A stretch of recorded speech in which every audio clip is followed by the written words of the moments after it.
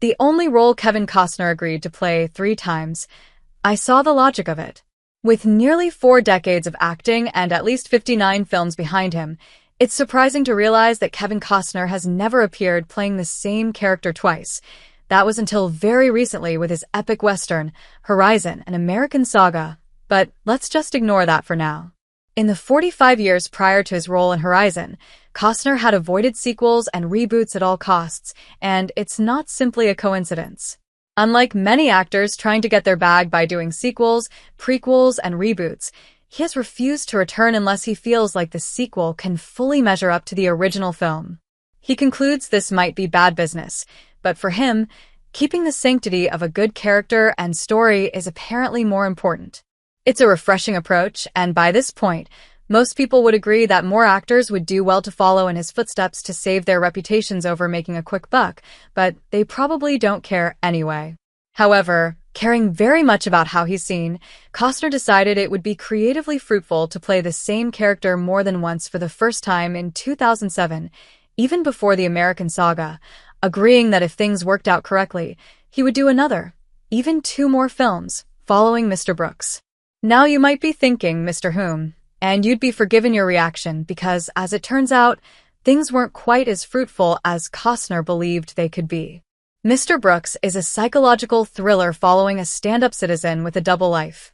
By day, he's a successful, caring Portland businessman. By night, he's a calculated, psychologically disturbed serial killer. It received mixed reviews and did all right at the box office, but it was originally intended to be a trilogy of movies following the trials and tribulations of the titular Brooks. For the actor, who usually played down-to-earth, everyman types, it was a step out of his comfort zone, and one he thought he could break his rule for. That's how it was presented to me, he explained, confirming the original plans for the trilogy. I just said, look, if what you're telling me is the truth, then explain to me how it goes. And when director Bruce Evans did, I saw the logic of it. And there are inklings of how the follow-up films could be set up, from Demi Moore's obsessive detective who doesn't manage to catch the killer, to Brooks' daughter with similar psychopathic tendencies. There was plenty of material to be picked up. But the man made it clear that he was waiting to see how things shaped up, just as the studios and box office were pointing out.